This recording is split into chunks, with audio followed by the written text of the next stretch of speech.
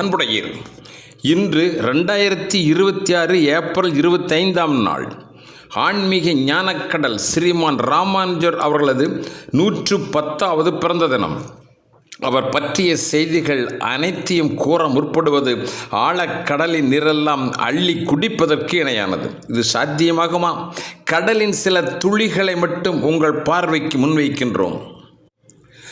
2022ஆம் ஆண்டு பிப்ரவரி 5ஆம் நாள் தெலுங்கானா ஹைதராபாத் முஜிந்தாலில் உள்ள சின்ன ஜீயர் சுவாமி ஆசிரமம் கோடி பொதுமக்கள் கூடி நிற்கவும், உலகளாவிய ஆன்மீக சிந்தனையாளர்கள் அரங்கம் நிறைந்து அமர்ந்திருக்கவும், ஆட்சியாளர்கள், நீதிமான்கள் கரங்குவித்து இறைவணக்கம் தெரிவிக்க காத்திருக்கின்ற வேளையில்தான் 216 அடி உயரமுள்ள ஐம்பொன் சிலை ஒன்று, சமத்துவ சிலை, ஸ்டாச்சு ஆஃப் ஈக்குவாலிட்டி என்ற பெயரில் ஸ்ரீமான் ராமானுஜனுடைய சிலை அவரது 1000வது பிறந்த தினம் என்பதை முன்னிட்டு திறந்து வைக்கப்பட்டது.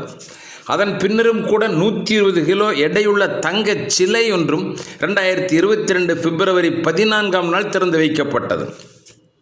உலகின் மிக உயரமான அமர்ந்த நிலை சிலைகளில் ஒன்றான 216 அடி உயர ஸ்ரீ ராமானுஜனுடைய சிலையை சுற்றி இந்த வளாகத்தில் 108 சிறிய திவ்ய தேசங்களும் அமைக்கப்பட்டுள்ளது. 11ஆம் நூற்றாண்டிலே காஞ்சிபுரத்திலே பிறந்து ஆன்மீக தத்துவ ஞானியான ஸ்ரீமான் ராமானுஜருக்கு இத்தகைய சிறப்பு எப்படி வந்தது என்பதே பலது கேள்வி. தோன்றி புகழோடு தோன்றுக என்று ஐயன் வள்ளுவனாருடைய வாக்கினை வாழ்விலே வாழ்ந்து காட்டியவர்தான் ஸ்ரீமான் ராமானுஜ ஆச்சாரியார் அவர்கள். உலகமே மாயை என்றனர் சிலர். இதனை மறுத்து உலகம் மாயை அல்ல, உண்மையிலும் உண்மை என்றும், அனைத்து உயிர்களும் இறை என்பில் இணைந்து அடியாருக்கும் அடியவராக பணிபுரிவதே பிறவி பயன் என்றும் அறிவுறுத்தினார். அனைவரும் ஒன்றே குலம், சமாதான சகவாழ்வே வாழ்க்கையின் லட்சியம் என்பதை வலியுறுத்திய ஸ்ரீ ராமானுஜர் அவர்கள் தீண்டத்தகாதவர்கள் என்கின்ற பெயரை ஒழித்தார். அவர்களை திருக்குலத்தார் என பெயரிட்டு அழைத்தார். அதனால்தான் ஆன்மீக புரட்சியாளர்கள் சமத்துவ சிந்தனையாளன் என்று பாராட்டுகின்றார்கள். இந்த பாராட்டிற்கு உரியவரான ஸ்ரீமான் ராமானுஜர் அவர்கள் பெருமையை கொஞ்சம் நெஞ்சமல்ல. விந்திய கோடு பொய்யாகலாம், விரிகடல் அலையும் பொய்யாகலாம், சந்திரன் எழிலும் பொய்யாகலாம். ஆனால் இம்மை மறுமை என்னும் இரு உலக வேந்தரான உதயவர் மனிதகுல மீட்சிக்கு அவர் அருளிய பணி ஒரு காலம் பொய்யாகாது. இன்றும் அவருடைய ஆன்மீக கருத்துக்கள் மக்கள் நெஞ்சில் உயிர்ப்புடன் வாழ்ந்து கொண்டிருக்கிறது. ஸ்ரீமான் ராமானுஜர் அவர்கள் 1017ஆம் ஆண்டு ஏப்ரல் மாதம் 25ஆம் நாள் காஞ்சிபுரம் ஸ்ரீபெரும்புதூர் அவதரித்தார். கேசவ சோமயாஜி, காந்திமதி இருவரும் தன்னுடைய குழந்தையின் எதிர்கால வாழ்க்கையை பற்றி தீர்க்கமான கருத்து உடையவர்களாக இருந்ததினால் தொட்டிலில் விளையாடும் பொழுதும், தோள் வைத்து கொஞ்சும் பொழுதும், வட்டிலில் உண்ணும் போதும், மார்பு மீதில் தவழுகின்ற பொழுதும் இது சாதாரண பிறவியல்ல, தெய்வீக அருள் பெற்ற ஞானவானாக விளங்கும் என்று கருதியதாலேயே இளைய ஆழ்வான் என பெயரிட்டு அழைத்தார்கள். ராமனை நிழலென தொடர்ந்து பற்றற்ற தொண்டு புரிந்த இலக்குவனைப் போல பெருமாளுக்கு சேவை ஆற்ற பிறந்தவர்தான் என பெற்றோர்கள் கருதியிருந்தார்கள். பெற்றோர் விரும்பி வேண்டியது இமைப்பொழுதும் சோராது, எண்ணிய எண்ணம் ஈடேறவே அதற்கெனவே உழைத்தது பெரும் பலனை கொடுத்தது. இளையாழ்வானாக ஆன்மீக பணியை உயிர் மூச்சென கருதிதாலேயே ராமானுஜர், ஸ்ரீ ராமானுஜர் என அழைக்கலானார்கள். இறைவனுக்கு செய்கின்ற தொண்டு ஒன்றுதான் தனக்கு பேரின்பம் என்றார். யாம் கண்ட பேரின்பம் திக்கெட்டும் உலக உயிர்கள் அனைத்திற்கும் பொது உடைமையாகட்டும் என்றே தமது பணியை கைங்கரியம் என பெயரிட்டு அனைவரையும் கரம் பற்றி அன்போடு அழைத்து இறைவனியில் பங்கேற்க வைத்து பேரின்பம் காண வைத்தார். ஸ்ரீமான் ராமானுஜர் அவர்கள் இளம் பிராயத்திலேயே சமய தத்துவங்கள் பலவற்றையும் கற்றுணர்ந்தார். ஆக்காத நூலில்லை, ஆய்ந்து தேர்ந்து அழிக்காத கருத்தில்லை, அவர் நெஞ்சில் தழைக்காத ஓமையில்லை என்று வியந்த வேத விற்பன்னர்கள் ஆன்மீக அறிவு சுடர் என அவரை போற்றி மகிழ்ந்தார்கள். பேரறிஞராக அனைவருக்கும் அருள் வழிகாட்டுகின்ற ஞானமூர்த்தியாக நாடெங்கும் பவனி வந்தார். இரு உலகிற்கும் வழிகாட்டியதால் உதயவர் என்றும் அழைக்கப்பட்டார். பக்தியினால் இணைந்த அன்பர் கூட்டத்தின் தலைவராக வேற்றுமைகளை கடந்து தொண்டர்களுடைய அடியவராக விளங்கினார். சந்நியாசிகளுக்கும் பயனுற மொழிதலாலேயே யதி ராஜன் என்றும் பெயரிட்டு அழைக்கப்பட்டார். ஒரு மனம், ஒன்றே எண்ணம், ஊருக்கே வாழ்ந்த வாழ்க்கைதான் பெரும் பேறு என்று இன்றைய காலத்து விவேகானந்தர் வாழ்ந்தது போலவே அன்றைய காலத்தில் சமயத்திலும் சமூகத்திலும் ஏற்றத்தாழ்வுகள் ஜாதிய வேற்றுமைகளை புறந்தள்ளி சீர்திருத்த கருத்துக்களை அனைவர் மனதிலும் ஆழ வேரூன்றினார். இறைவன் படைப்பில் எல்லோரும் ஒன்றுதான் என்கின்ற பொதுமை பூத்துவதில் அவர் சாதித்த சவால்கள், அனுபவித்த துன்பங்களும் ஏராளம். ஜாதி என்னும் சாக்கடையில் புழு போல வாழ்ந்து மூட நம்பிக்கை என்கின்ற படுகொலியில் தடுமாறி வீழ்ந்து மேதினியில் தீண்டாமை கொடுமையினால் பெருந்துன்பம் அனுபவித்த மக்களுக்கு அறிவு கண் திறக்கின்ற பணியில் முதன்மை பணி என செயல்பட்டார். எண்ணற்ற இடர்பாடுகள் அனைத்தையும் தன் அறிவு ஞானத்தால் வெற்றி கண்டார். அதனாலேயே இன்றைக்கு கோடான கோடி அன்பர்கள் அவர்தம் பாதையில் கைங்கரியம் பணியிலே ஈடுபட்டு இறைவனின் அருளோடு இவ்வுலக மக்களை பேரின்ப பெருவாழ்வில் வழிநடத்தி வருகின்றார்கள். ராமானுஜர் வயதிலே இளைஞராக வனப்பிலே அழகராக இருந்த பொழுதே அறிவில் பெருமகனாக இருந்ததாலேயே சமய நூல் விளக்கம் தந்த காஞ்சி யாதவ பிரகாசனுடைய கருத்துக்களையும் கடந்து தனக்கே உரித்தான நினைவாற்றல், அறிவு, நுட்பம், உலக பொதுமையை உயர்த்தி பிடிக்கிற தனக்கென புது தத்துவ நெறியை உருவாக்கி கொண்டார். 16வது வயதிலே திருமணம். ஆனால் இவருடைய இல்வாழ்க்கை இவரது மனப்போக்கிற்கு யாவரையும் ஒன்றே என கருதுகின்ற சமரச நோக்கத்திற்கு ஒத்திசைவாக இல்லாத காரணத்தினால் தனது 30வது வயதில் துறவு வாழ்க்கையில் இணைந்தார். நெடிய உருவம், இளமை துடிப்பு, எதையும் தேடி தேடி கூறு போட்டு அறிகின்ற ஆற்றல், ஞான பொழிவு, கொள்கையிலே நீங்காத பற்று, மடத்திலே தங்கினார். தினம் 100கணக்கானோரை சந்தித்து வைணவ கருத்துக்களை பரப்புகின்ற பணியில் முழு மூச்சாக ஈடுபட்டார். தாழ்ந்து வீழ்ந்திருந்த கூட்டம் தன்னை உணர்ந்து எழுவதற்கும் பாழ்பட கிடந்த மக்கள் பகுத்தறிவு அடைவதற்கும் ஊரே உறங்குகின்ற வேளையிலும் உள்ளம் உறங்காது ஆன்மீக விடுதலை கிடைக்கப் பெற அயராது உழைத்து கருத்து மழை பொழிந்து மக்களினுடைய நல்வாழ்விற்கு ஓய்வறியாது உழைத்தார். அனைவருக்கும் வழிகாட்டுகின்ற அற்புதமான ஞான கடலாக விளங்கியதால் எம்பெருமானார் என்று அவர் அழைக்கப்பட்டார். திருச்சி திருவரங்கத்தில் வைணவ ஆச்சாரிய பீடாதிபதியாக விளங்கியவர் ஸ்ரீ ஆளவந்தார். அமைதியே உருவானவர், அற்புத கொள்கைகள், சிந்தனையாளர், செயல் வேகம் பெற்ற ஞானக்கடல் என்பர். ஒருமுறை அவர் காஞ்சிபுரம் வருகிறார். ஸ்ரீமான் ராமானுஜனை சந்தித்து உரையாடுகின்றார். முதல் சந்திப்பிலேயே அவர் நெஞ்சில் ராமானுஜர் படம் போல பதிந்து விட்டார். அவர் ஒரு தெய்வீக பிறவி, அதற்கு மேல் அவர் சிறப்பினை கூறுகிற தகுதி எனக்கில்லை என்று ஸ்ரீ ஆளவந்தார் அவர்கள் தன் சீடர்களிடம் விளக்கி கூறுகிறார். தனக்கு பிறகு திருச்சி திருவரங்கத்தில் ஆச்சாரியராக பணிபுரிகிற தகுதி, திறமையும், அறிவி, ஞானமும் இவை அனைத்தையும் ஒருங்கே வாய்க்கப்பெற்றவர் ராமானுஜர் மட்டுமே என உறுதியாக கண்டார். பிற அடியார்களுடைய இசைவையும் பெற்று ராமானுஜருக்கு அழைப்பு விடுக்க அழைப்பை ஏற்ற ராமானுஜர் திருவரங்கம் வருகிற பொழுது ஸ்ரீ ஆளவந்தார் இம்மண்ணுலக கைங்கரிய பணியிலேந்து தன்னை விடுவித்துக் கொண்டார். ஸ்ரீ ஆளவந்தாருடைய பணிகளை ராமானுஜர் தொடர்ந்தார். பொருத்தமில்லாத பழைய பழக்க வழக்கங்களுக்கு முற்றுப்புள்ளி வைக்கப்பட்டது. மிகச்சிலரே பங்கெடுத்த பூஜை புனஸ்காரங்கள் மக்கள் அனைவரும் பங்கேற்கின்ற பொது நிகழ்வுகளாக மாற்றம் பெற்றது. எல்லாவற்றிற்கும் மேலாக வாடி கிடப்போர்க்கு கோடி பணி செய்து வயிற்றுக்கு சொருட வேண்டும், கட்ட இடையிலே கந்தல் துணிந்து காய்ந்தோர் செழிப்புற வேண்டும் என்று மக்களினுடைய நலனுக்கு முன்னுரிமை கொடுத்தார்.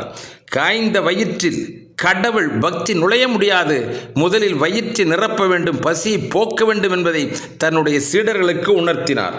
வேத விளக்கங்கள், சொற்பொழிவுகள் தினம் தினம் நூற்றுக்கணக்கான மக்களை ஆலயத்திற்குள் வரவழைத்தது. ஒவ்வொரு நாள் பூஜையிலும் திவ்ய பிரபந்த பாடல்களும் ஓதுவது கட்டாயமாக்கப்பட்டது. ராமகாதை, கிருஷ்ண புராணம் இவை பற்றிய விளக்கங்களை மக்கள் மனதிலே பதிய வைக்கின்ற கலை நிகழ்வுகள் நடத்தப்பட்டது. கதா காலட்சேபங்கள், நடன நாட்டிய நிகழ்ச்சிகள், நிகழ்ச்சிகள், கருத்துரை போட்டிகள், இசை விழாக்கள், நாடக அரங்கங்கள் என சிறப்பாக கோயில் விழாக்கள் வைணவ வளர்ச்சியில் ஒரு பெரும் இயக்கமாகவே மக்கள் மத்தியில் பரவியது. ஸ்ரீ ராமானுஜருடைய சிந்தனை ஆழத்தில் துடித்து கொண்டிருந்த புரட்சி கருத்துக்கள் வெடித்து வெளியே வந்தன. ஏற்றதாழ்வுகள், ஜாதி குரோதங்கள் என்றும் களைமண்டி கிடக்கண்ணி தமிழ்நாட்டில் களை நீக்கி புதுமையை புகுத்துகின்ற பணியை மிகவும் தீவிரமாக செய்ய முன் வந்தார்.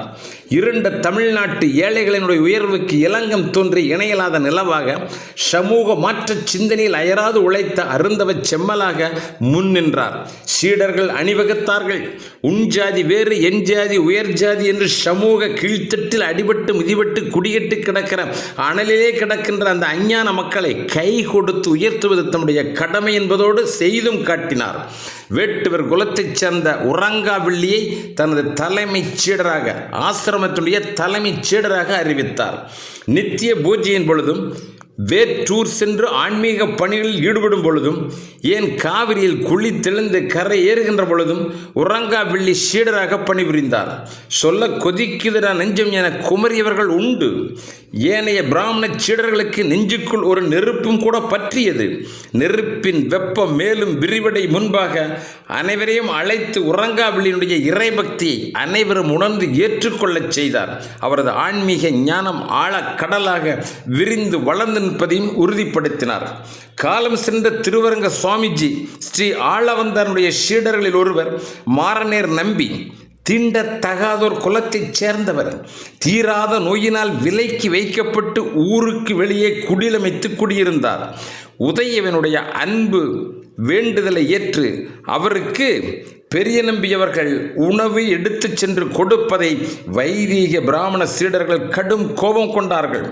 ராமானுஜனுடைய அன்பு மழையாலும் ஆளுமை திறத்தாலும் ஆன்மீக ஞான அறிவுரையாலும் கோபம் கொண்ட சீடர்களை நேர்வழிப்படுத்தினார். இதோ சமத்துவ நிகழ்வுக்கு இன்னும் ஒரு உதாரணம். தினசரி காவிரியிலே நீராடச் செல்லும் போதெல்லாம் காற்று ஓசையிலே ஆழ்வார் பாடல் காதிலே வந்து விழும். என்னை இவன் வளர்த்தவர் எப்படி பயின்றான்? சின்னதொரு குரலுக்குள் ஜெகத்தையே மயக்குகிற ராகம். மன்னரும் கேட்பாரெனில் மனமகிழ்ந்து பரிசுகளை வாரி வழங்குவார் அல்லவா? குடத்துக்குள் விளக்கென இவன் வாழ்ந்து கொண்டிருக்கிறானே என்று எண்ணினார். ஓலை குடிசைக்குள்ளிருந்து வருகின்ற அந்த தேவகானம் அவருடைய நெஞ்சை தொட்டது. குடிசை குடியிருப்புகளோ தீண்டத்தகாதவர் என ஒதுக்கி வைக்கப்பட்ட பட்டியலினம் சார்ந்தவர்கள். ஒரு நாள் ஆழ்வாரின் பாடல்களை பாடி மகிழும் அந்த பாடகரை பார்த்தே ஆக வேண்டும் என்று உளம் விரும்பினார்.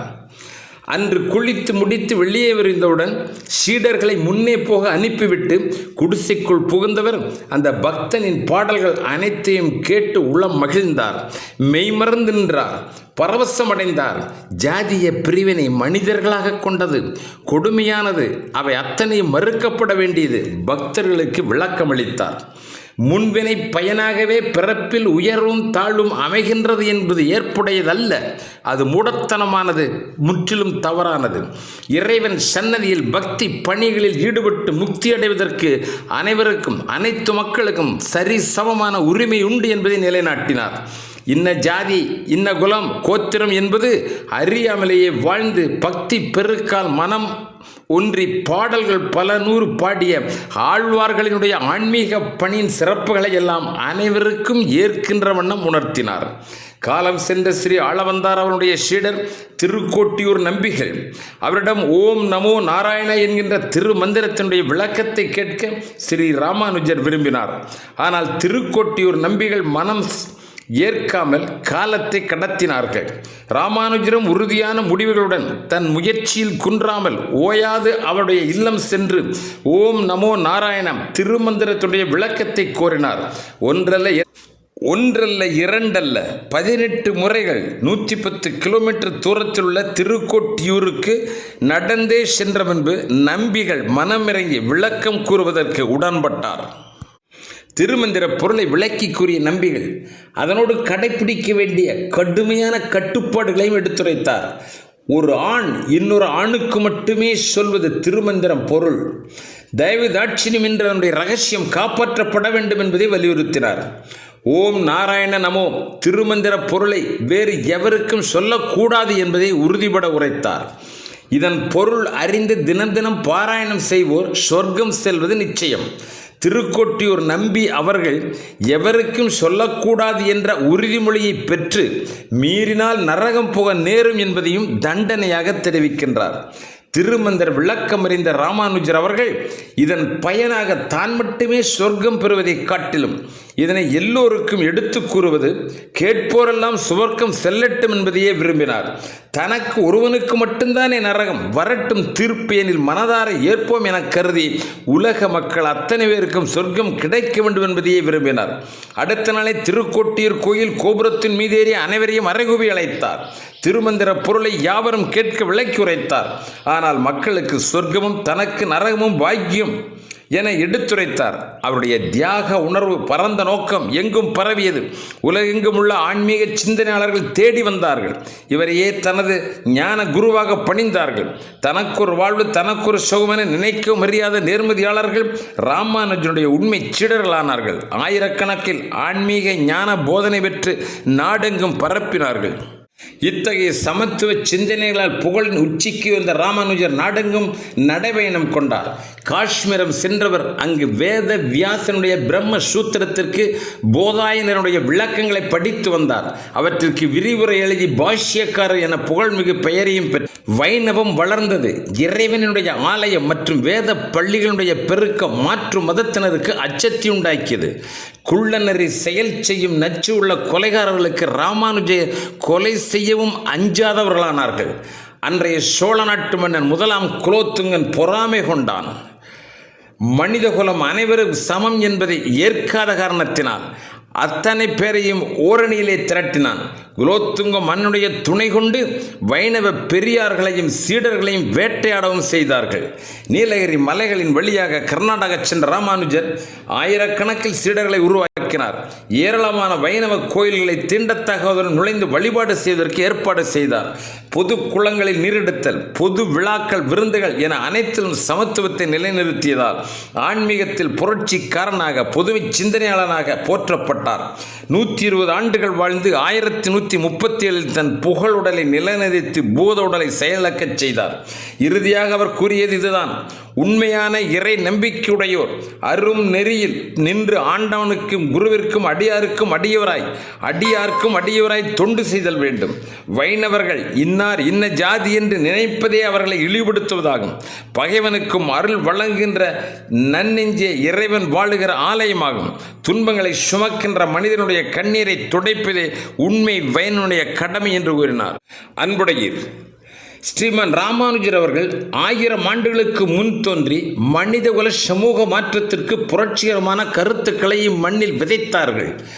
அவரே இன்றைய கால சூழ்நிலையில் பிறந்திருந்தால் என்ன நடந்திருக்கும்? கிரேக்க தத்துவ ஞானத்தின் மறுமலர்ச்சி, இங்கிலாந்து தேசத்தின் புதிய இயந்திர கண்டுபிடிப்புகளினால் ஏற்பட்ட தொழிற்புரட்சினால் உருவான சமூக மாற்றத்தின் முன்னணி படையான தொழிலாளர்கள் என்னும் ஹிமாலய சக்தி படைத்த மனித வர்க்கத்தின் தோற்றம், இவற்றை தன் அறிவு திறத்தால் வழிநடத்துகின்ற வாய்ப்பை அவர் நிச்சயம் பெற்றிருப்பார். அப்படி அந்த வாய்ப்பினை இவர் முறையாக பயன்படுத்தி இருப்பார் என்று சொன்னால் மாமேதை கார்ல் மார்க்ஸ், ரஷ்ய புரட்சியாளன் லெனின் இவர்களுடைய வரிசையில் ராமானுஜரும் ஒரு சமுதாய புரட்சியாளனாக இடம்பெற்றிருப்பார் என்று ஞானக்கடல் குன்றக்கூடிய அடிகளார் ஒரு பொதுக்கூட்டத்தில் பேசியது இன்றும் என் காதில் ஒலித்து கொண்டிருக்கிறது. அன்பார்ந்த பெரியோர்களே, நீண்ட நேரம் உங்களுக்கு நிறைய கருத்துக்களை கூறியிருக்கிறோம். இவற்றை ஒரு முறையல்ல, இருமுறையல்ல, கேட்டு பாருங்கள். நல்லவற்றை ஏற்றுக்கொண்டு உங்கள் வாழ்க்கையில் அதன்படி வழிநடக்க ஆர்வம் கொள்ளுங்கள் என கேட்டுக்கொள்கிறோம். நன்றி, வணக்கம்.